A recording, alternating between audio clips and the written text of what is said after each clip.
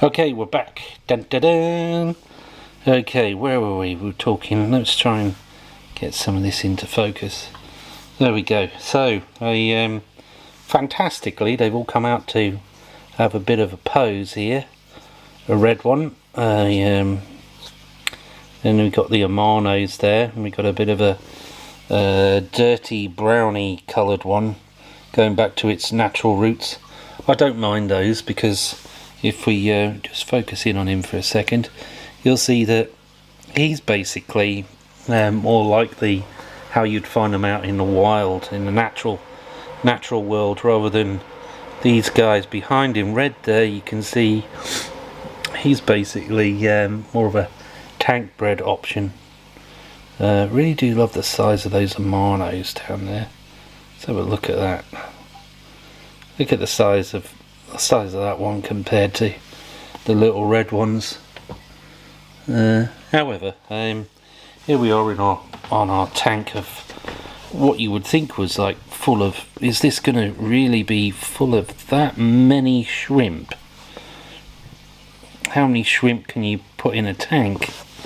Well, quite frankly, I don't really think the shrimp actually care. After a while, you'll notice, but. If this tank, as we were talking about before, was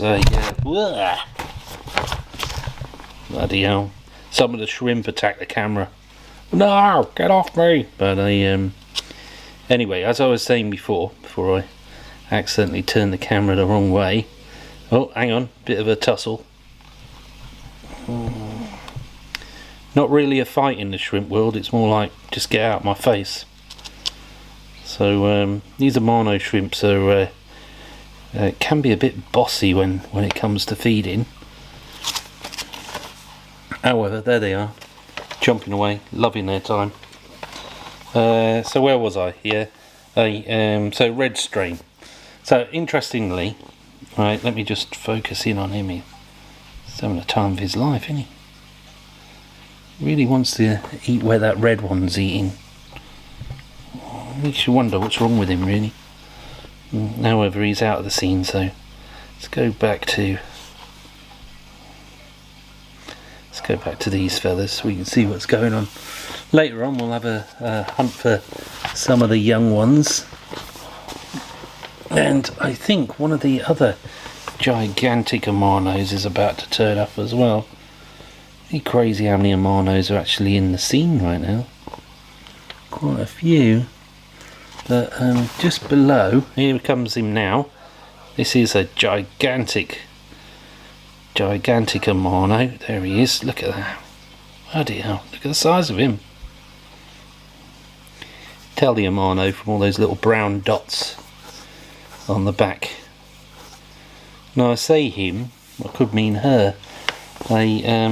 Sex in these is basically at the back of the body there. The males are a bit thinner than the females, and that's generally you think you get it sussed, and then all of a sudden you don't.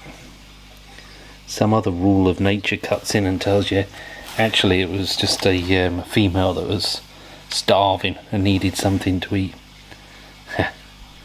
Anyhow, here's back to the amanos. Anyway, so what I was saying, with the pigments in these, so a red strain can produce a red cherry shrimp. Now, what I'm actually just about to say also at the same time is that a brown strain can produce what's called a Bloody Mary, and that can actually be a real strong colour. Now, actually, I just think I might be lucky if I think I just see a Bloody Mary in here, actually. Is it just behind him here?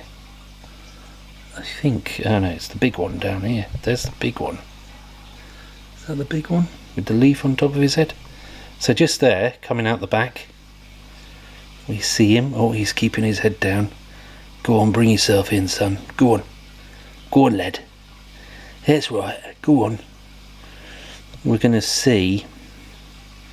There we go there. Look at him. Oh, having a bit of a leap around. There's that I've arrived.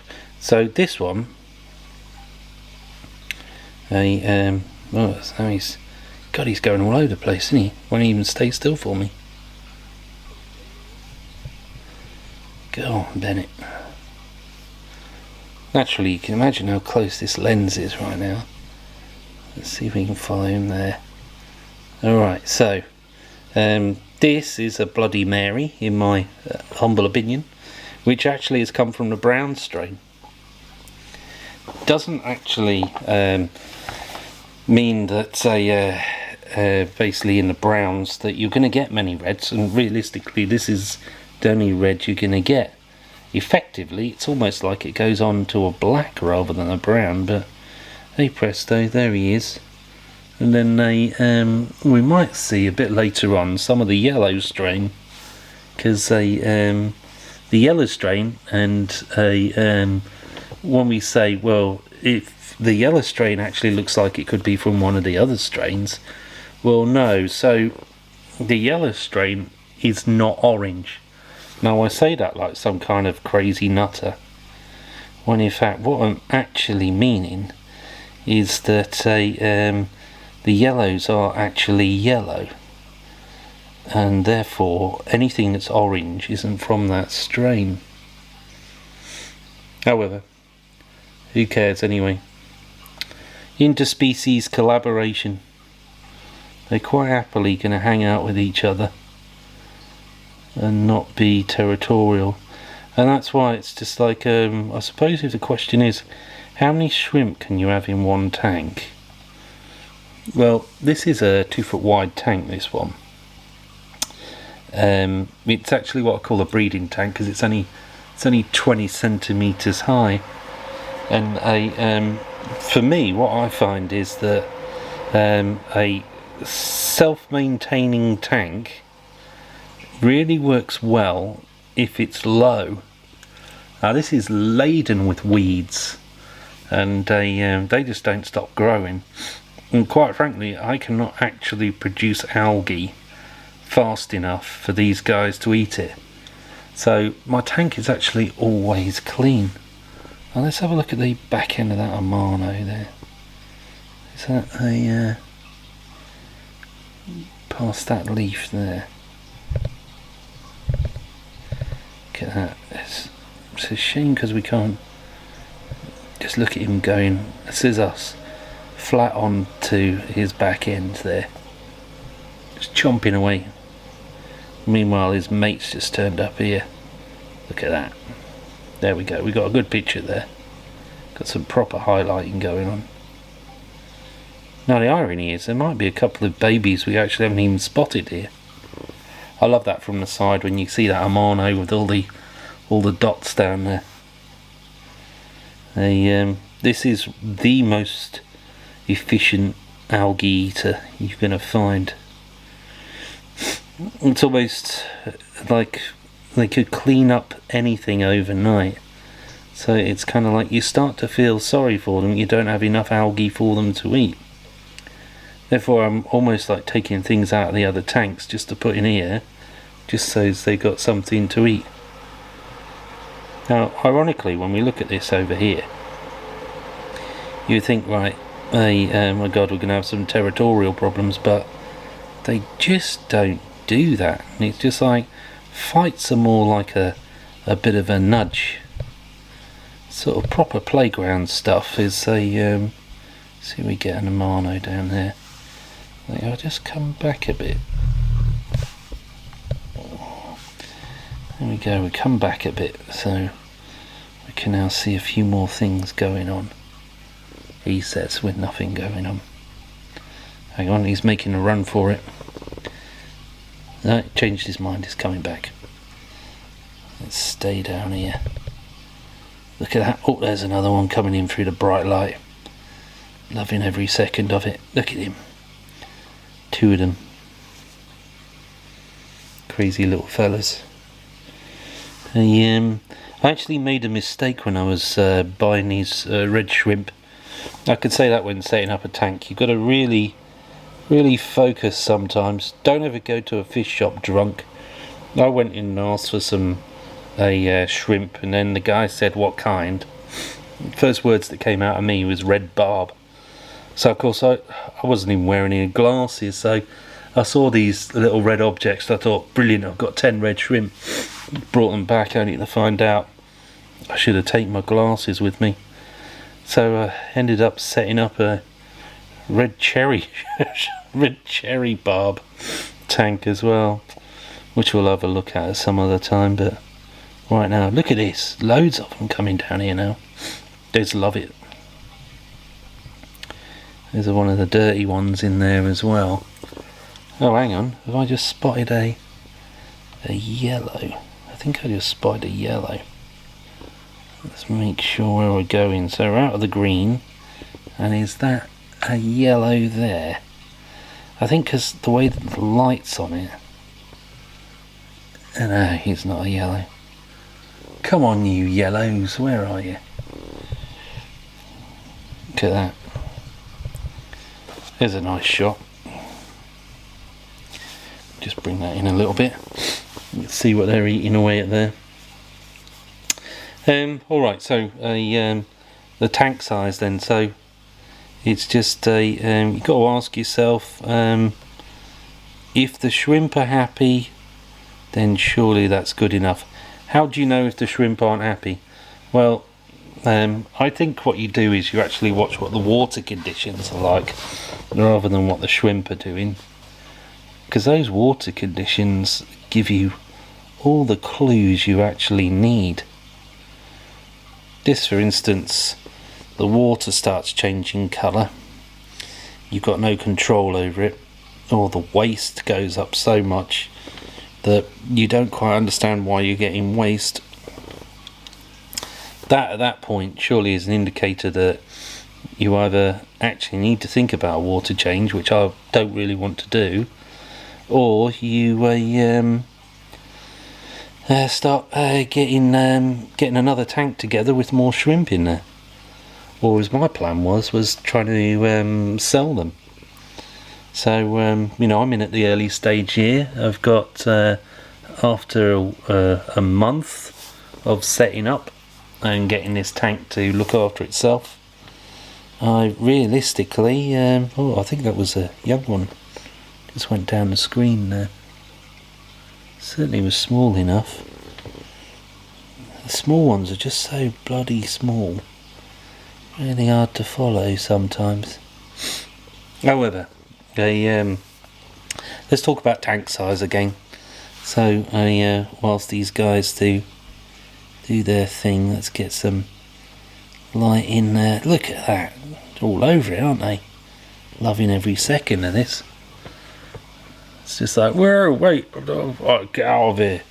Look at him, bloody hell, leave him alone, mate. I just told them you're all friendly and not territorial. Getting a bit carried away there, aren't you? Fascist. Look at that down there. There's a beautiful low grader. See if he stays around long enough for me, because we can focus on a low grader.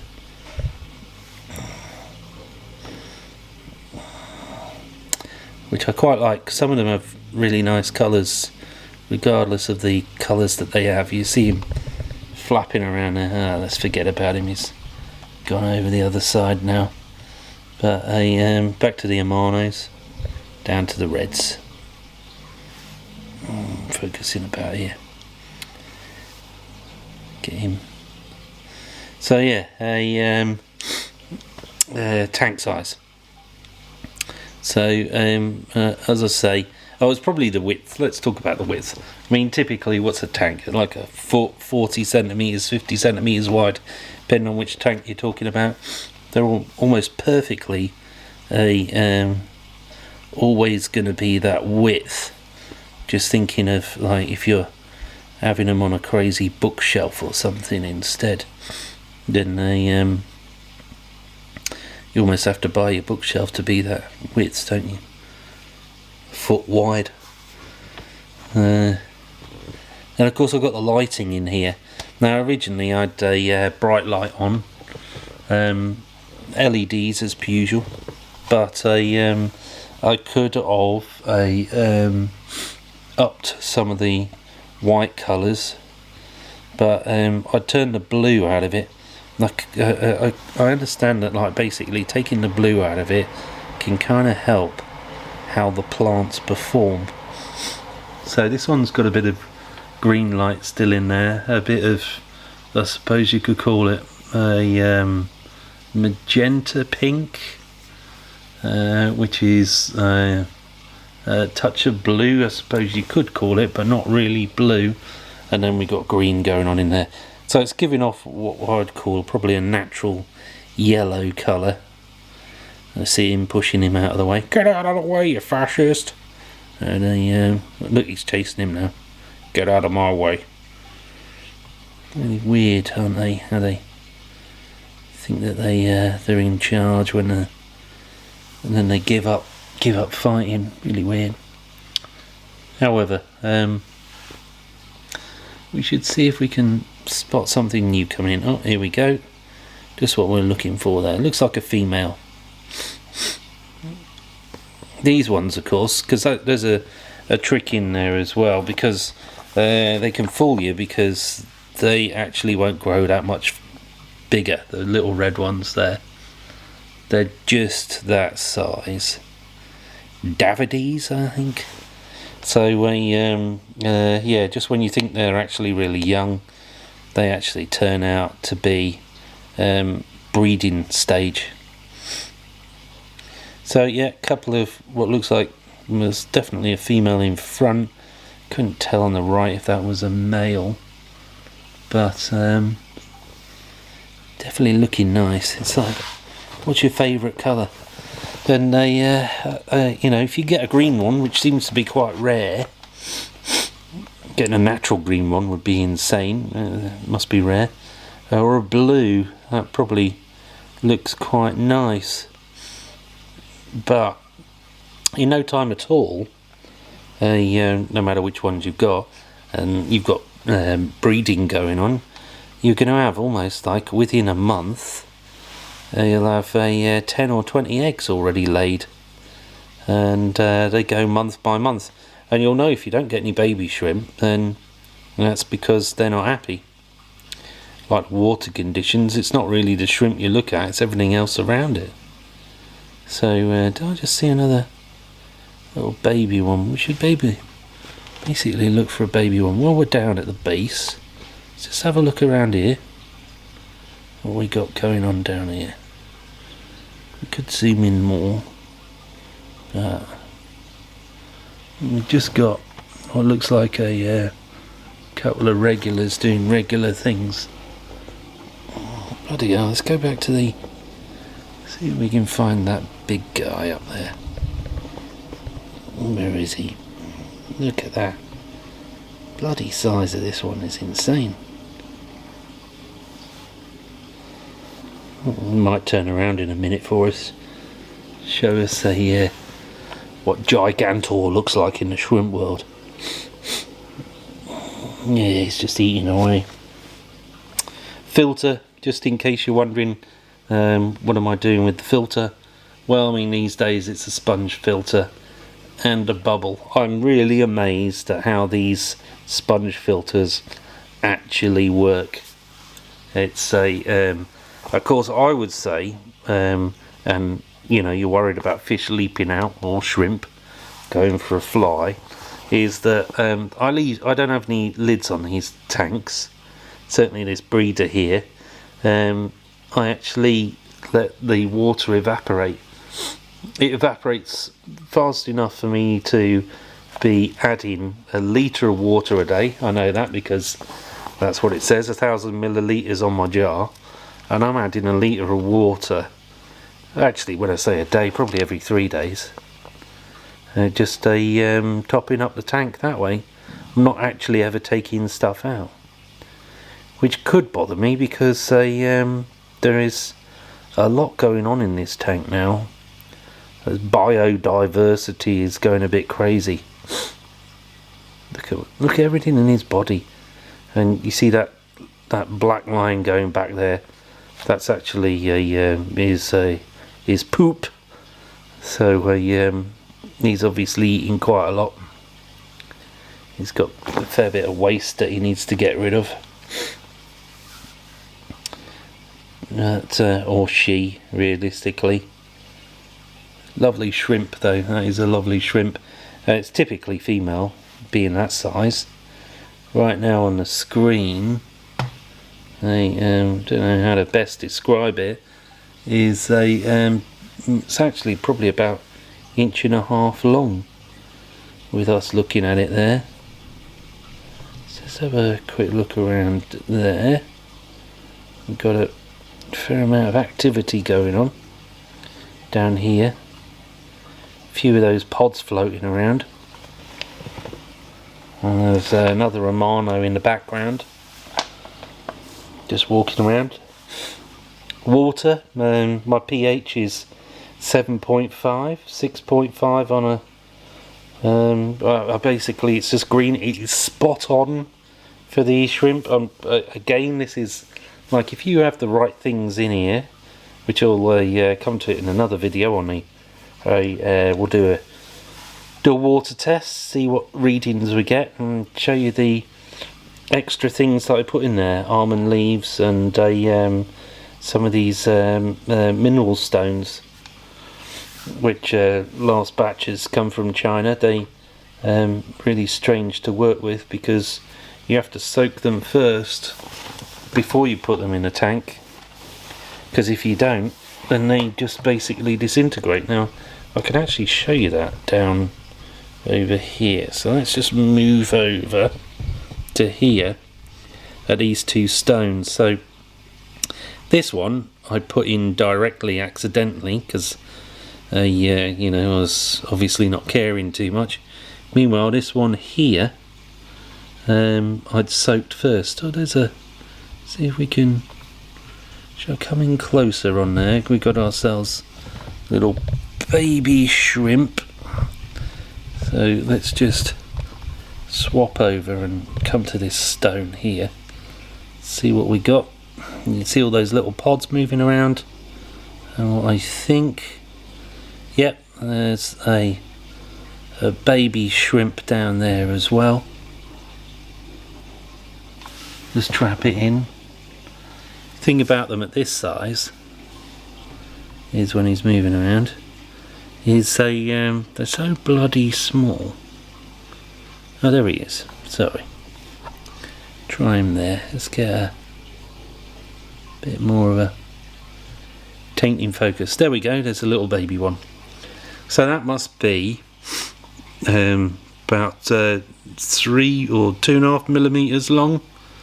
I mean, if you look at these small stones that it's standing on, that is a small stone, and it is bigger than it, bigger than the shrimp. Now I'd love it, like looking at this with shrimps at this stage, is a if that was going to be an amano and I just had a miracle that they all survived in this water, but pretty much not really going to expect that. That's not really going to happen, is it? I like the fact is that at this distance, now I could get closer to see the amphipods moving around, but you can see them on that black stone there, can't you? Just in front, going in and out. As they don't do any damage, I'm not really going to complain about them, really. Amphipods, yeah. Sounds like a something very Greek, doesn't it? Right, okay, so what I think we should do is watch this little, I love the way that leaf moves at the same